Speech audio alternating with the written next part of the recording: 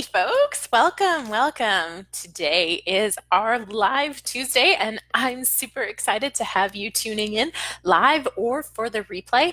Whenever you get here, do say hello and let me know that you are here so that I can give you a shout out, my appreciation. If you're watching the replay on YouTube, definitely comment and join in the fun as though we are live, and I will comment back to you like we're live. So it'll be pretend, but it's still a fun way for us to hang out. And then mark your calendar so you can be here next time I'm live so we can hang out for real. So the next one will be happening on April 16th, I believe. I didn't write it down this time. April 16th at 2 p.m. Pacific Standard Time. Always Tuesday, every other Tuesday. So if you can make it, I would love it if you are here live, because sometimes I'm kind of talking to myself or just, my mom or just a few people. So I'm always very grateful for those of you who join live, but of course, super grateful for all of you tuning in whenever you watch this. So do say hello. All right, we have lots to cover today. I kind of just decided to make today a show of randomness. Let's just talk about a bunch of things that come up all the time amongst my team who are working on people's books, and of course questions that come in from YouTube viewers and other places. So I'm just going to dive in, but hey, if you first time watching, I'm Julie Broad of Book Launchers, and before I do that, I want to give you just a quick heads up. If you are in the Los Angeles area, on April 11th, happening out in Burbank at Dark Delicacies, are a fantastic author, Scott Bradley, the author of Screaming for Pleasure. He's having an event. He's going to be in LA. Yay, Scott!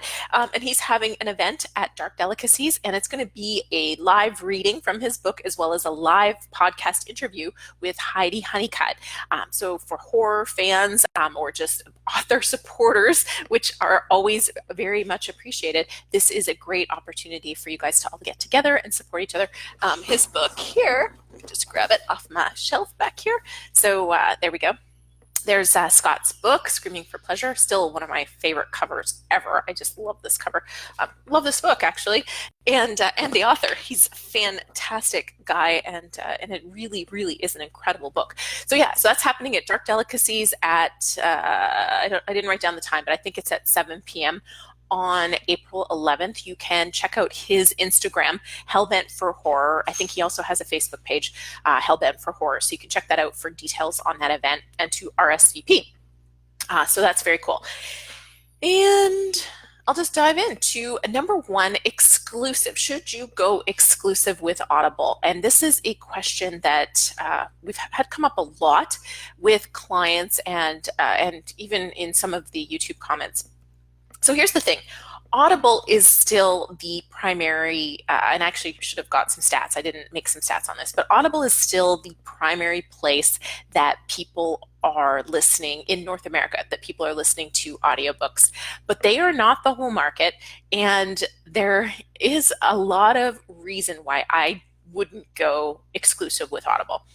From financial perspective alone, if you go exclusive with Audible, you get 40%.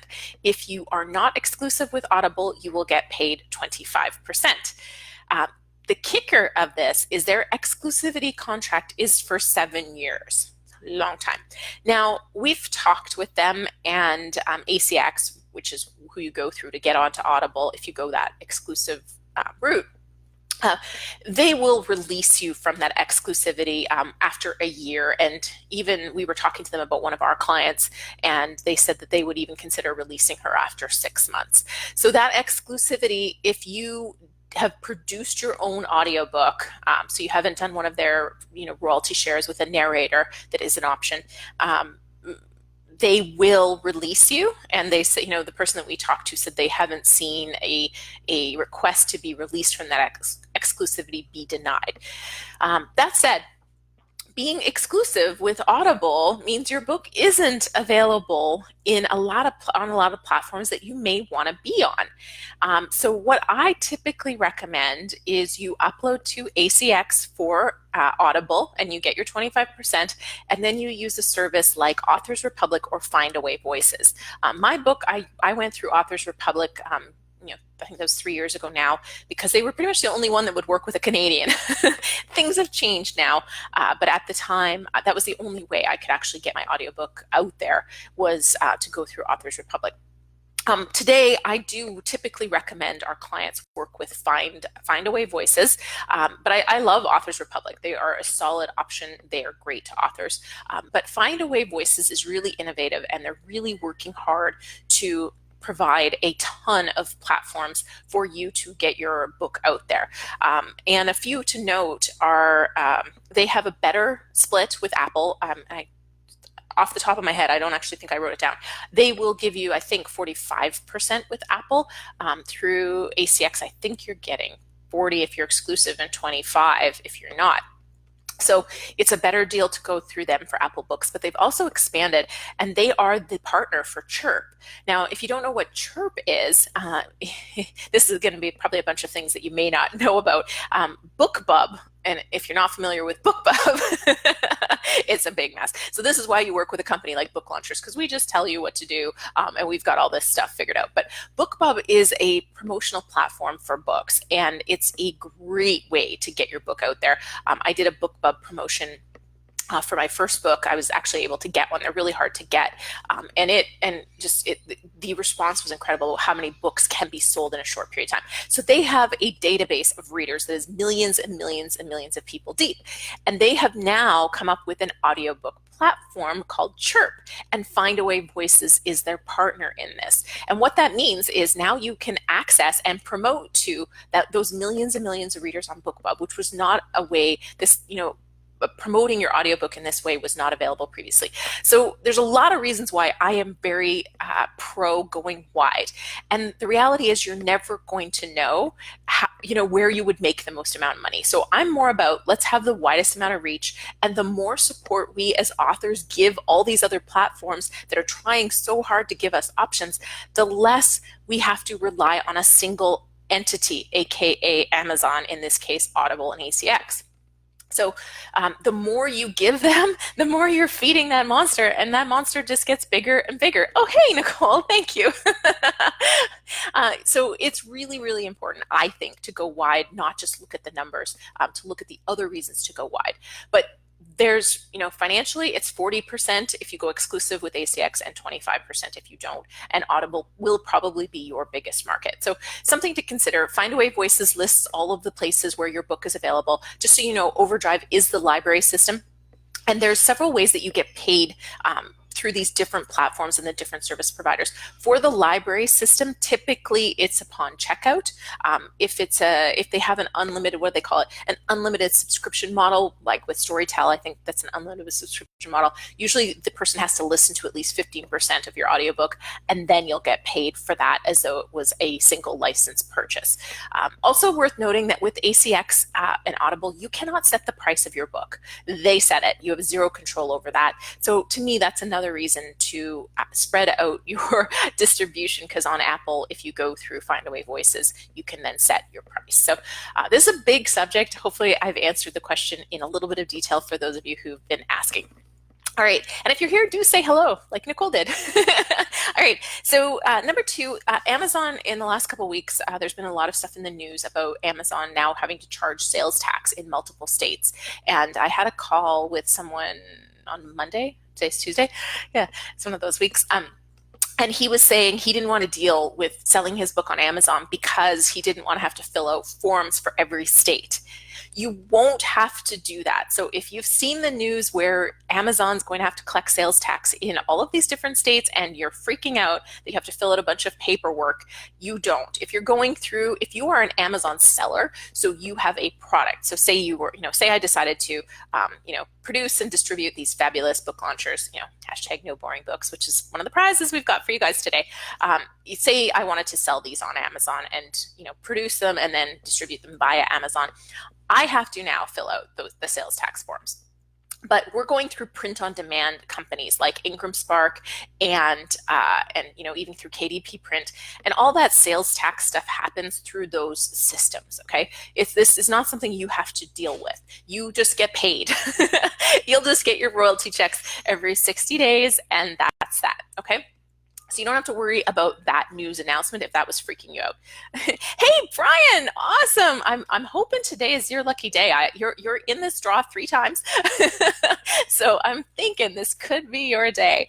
So yes, thank you. Thank you for tuning in and saying hello. Okay, number 3, leveraging speaking engagements. This has been coming up quite a bit. We've had a few clients landing speaking engagements around their books and their promotion, which is great. And so I've been talking with different people about how to leverage those speaking engagements. So what can you do if you get a speaking engagement and maybe they're not paying you? Because this is common. If you haven't already been a paid speaker and you release a book, it doesn't mean your book automatically translates into paid speaking engagements. You need to have a demo reel. You need to show that you are worthy of being paid. So sometimes you have to work your way up to being paid, or if you haven't been paid much and you're still missing a few of the elements, you may have to work your way up. So in the meantime, what can you be doing to leverage these speaking engagements? And a lot of it depends on the arrangement you have with the host and what's going on. But I recommend you consider and talk with whoever's running this event and see what your options are. So if you're not getting paid, the number one thing I'm looking at is how can I either sell books or generate leads? So in a lot of cases, unpaid gigs, they still will buy a copy of your book for every person in the audience. So that is still a tremendous opportunity for you. And again, if you're just joining in, say hello. I love to say hello. I love to chat with you guys. And also, if you're watching the replay, do say hello and chime in. If you've got questions, if I covered something and you still have questions, post those questions. I respond on YouTube after when I post the replay. I respond to every single question. And of course, while we're live, I'm definitely responding to every single question. So just so you know. Okay, so talk with your host and see what options you have, but focus in on how can I generate leads for your newsletter, right? Hopefully if you've been watching me long enough, that's your number one priority is to build your email newsletter list. So how can I build my email newsletter list and or sell books? That's your 2 things.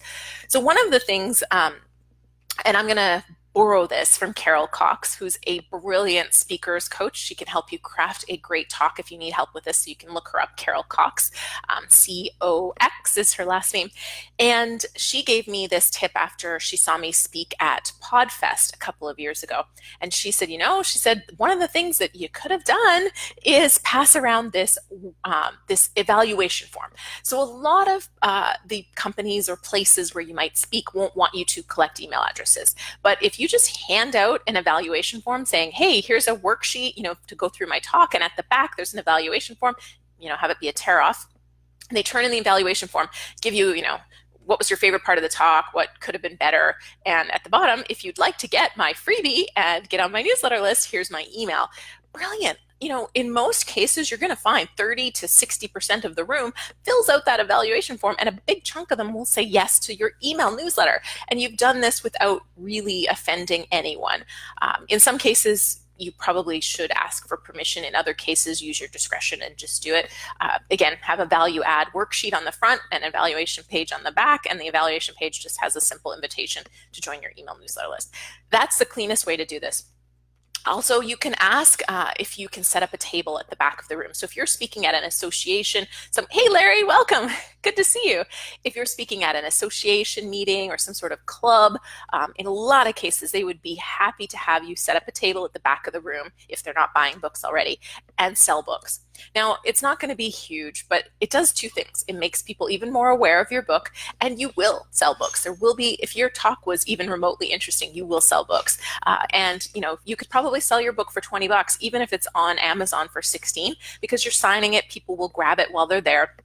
And this is also a great profit margin opportunity for you because your book probably costs you roughly $5 at the end of the day after it's shipped to you, printing costs, all that, and you could sell it for 20.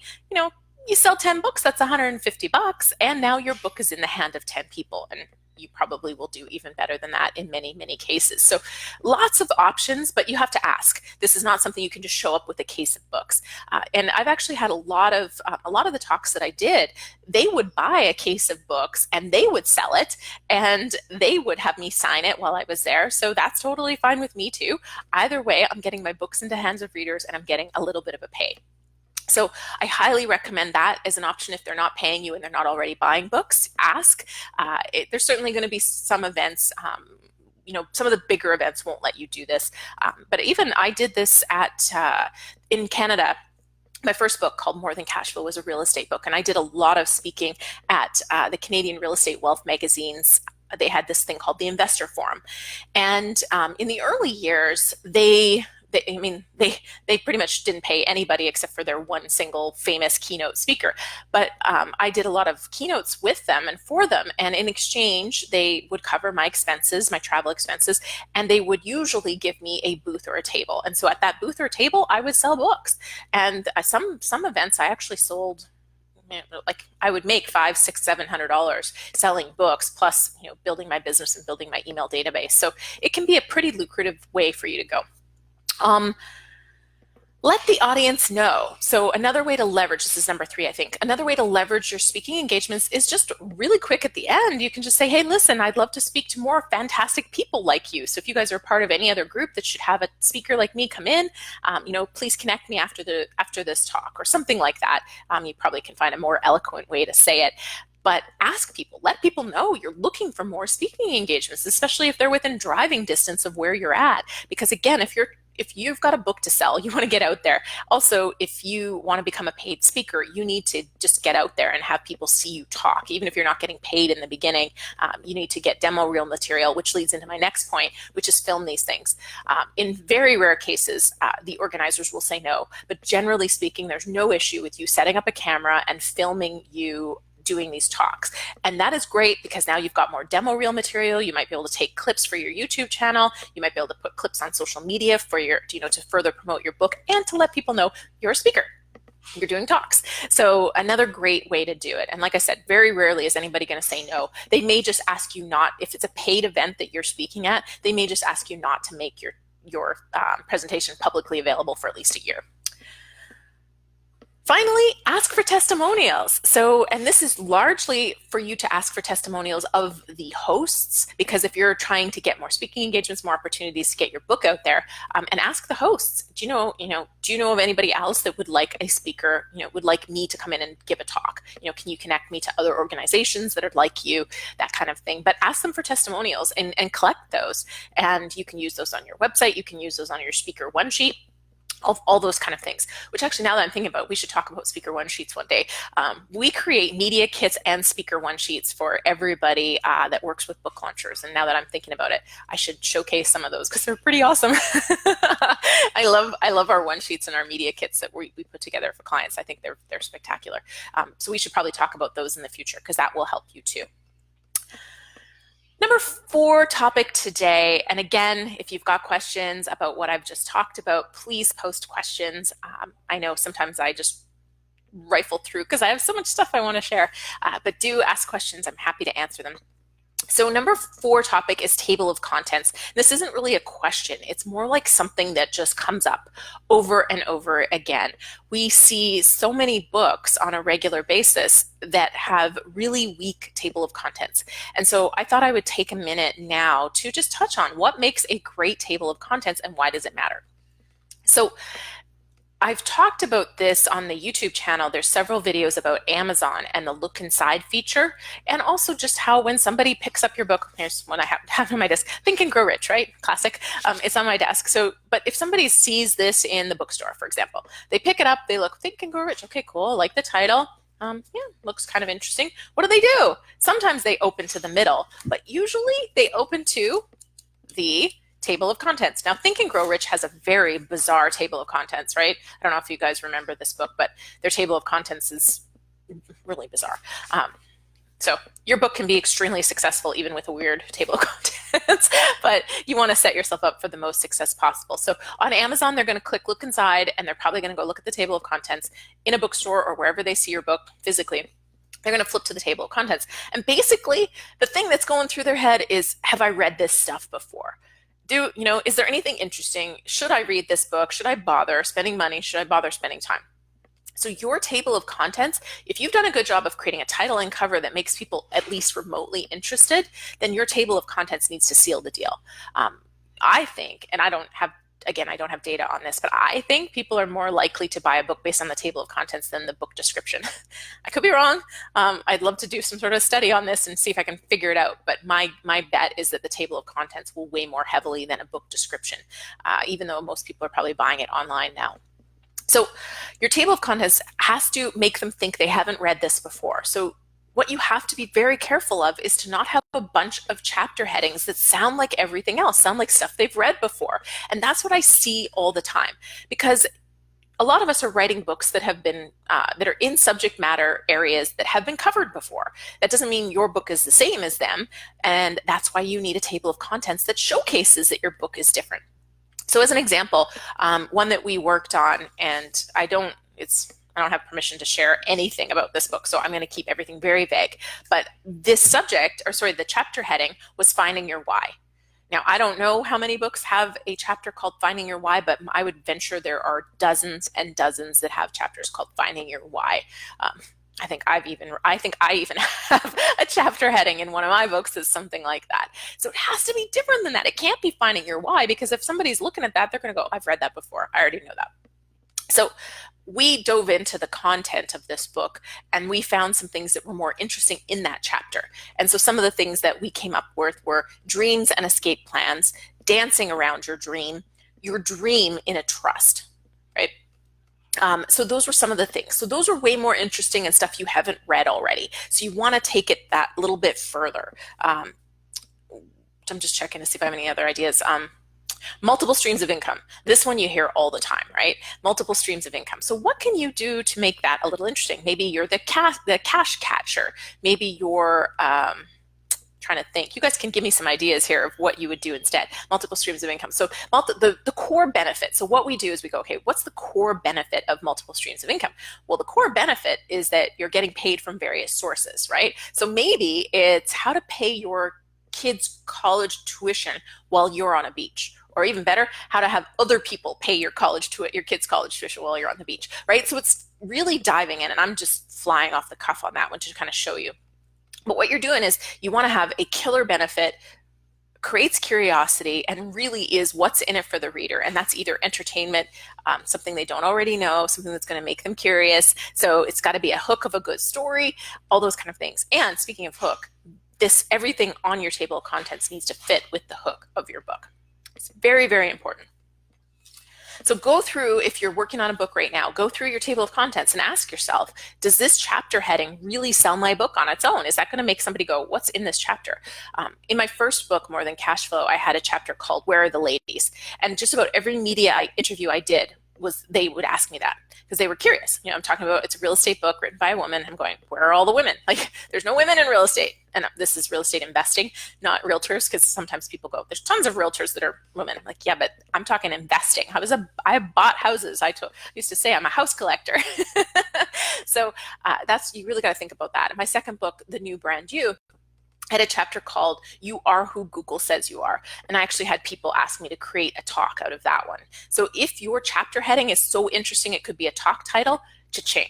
Okay, that's a good thing. All right, last thing I thought I would mention. Oh, thanks for the thumbs up. Whoever just gave me the thumbs up. I love thumbs up on when you're on the Facebook Live because it flutters across the screen and the hearts flutter across the screen. So it's really, really fun.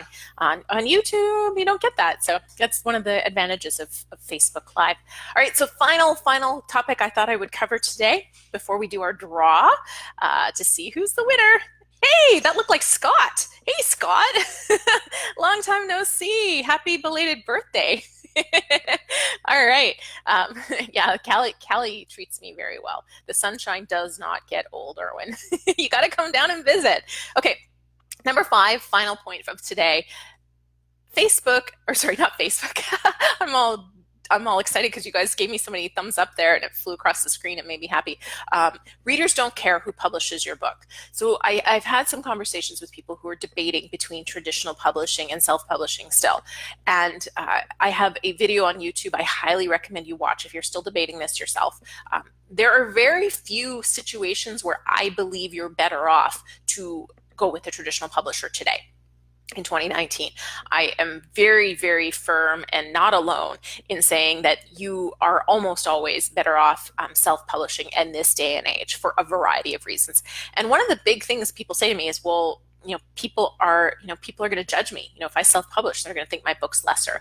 And the reality is, if you invest in your book and create a book that is the same quality or better than a traditionally published book, which is exactly what we do at book launchers, nobody's going to know. And nobody's going to care. If your book is awesome and it helps them, that's all they care about. Nobody's going, oh, Wiley came out with a new book today. I have to go read Wiley's latest book, as in Wiley, the big major publishing company. Nobody thinks that way, with the exception of maybe Harlequin Romance. Right? Harlequin Romance branded themselves as a company that publishes a certain type of book. But with that exception, I can't think of a publisher that, maybe there's a couple, but there's very few publishers out there where people go, oh, this is by Joe Publishing. I gotta read Joe Publishing's next book. It's not how people think. They think about the author. They think about what's in it for them. So you just have to get them to hear about your book, and then when they do pick it up, it has to be awesome.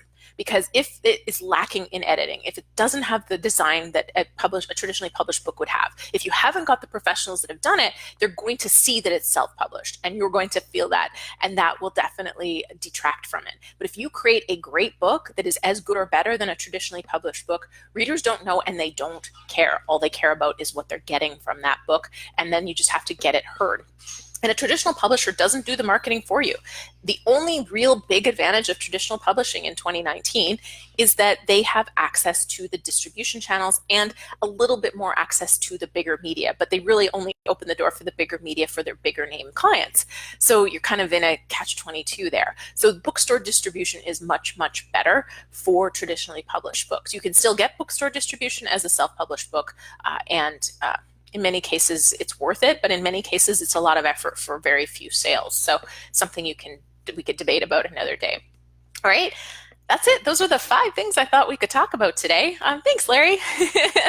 Brian said, most people I know don't know the difference between traditional and self-publishing. No, really, they know a good book and a crappy book, right? Like they're like, this book is not very good quality and this book is. That's what readers pay attention to, and that's what they know. They don't know the difference. And again, like little things like, here's my book. I'll use my book for a change. I usually show all our clients' books, but I'll show mine. Like little things like, sorry, here we go. This, right? Getting a little, getting your own little publishing company and putting a logo on it, that just makes it look professionally published, right? You can't tell. And I've actually had people ask me, hey, can you connect me to Stick Course Publishing? Sure. So little things like that will make it so readers really can't tell.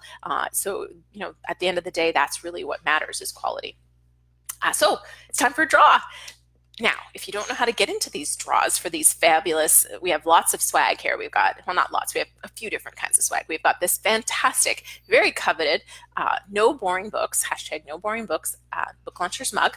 That is one. And today, if you're a winner, you get a choice. Because I actually had a lot of names in there. You guys are awesome. My cup literally runneth full with all you fabulous folks at YouTube. And then also our Book Launchers journal. This is mine, so it's got a pen in it and written. But there we go. It's really soft. It's nice. So you could choose which one you would like today. Now, if you were wondering how do you get your name into this draw, what you need to do is on Tuesdays and Fridays when my videos come out, you just need to post a comment the day the video is released, and you will be entered to win, and you become one of my besties as well. You are very, very, very appreciated. I love and appreciate every single person who hangs out on my YouTube channel. You make my day, and I do remember you, and you might get a shout out, which Brian found out. Okay, so let's do the draw. So you know who wins the swag for this week. And let's see, I put this out here so you guys can see I'm not looking at it, I'm looking at you. Okay, here we go. Let's see. William Robardo. All right, William Robardo. So all you need to do to claim your prize is email me at team, T-E-A-M, @booklaunchers.com and let me know whether you would like the mug or the journal. And you can collect, oh, and you'll have to tell me your mailing address too, because I don't, psychedelically, I don't know your mailing address. So William, congratulations. Thank you so much for being a part of my YouTube community. And thank you to everyone who tuned in today and said hello. I really, really appreciate you. And I'll see you guys here again on April 16th, right? I think that's right. 2 weeks from today. See ya. Thank you. Thanks, guys. Bye, Erwin, Larry, Brian, Nicole.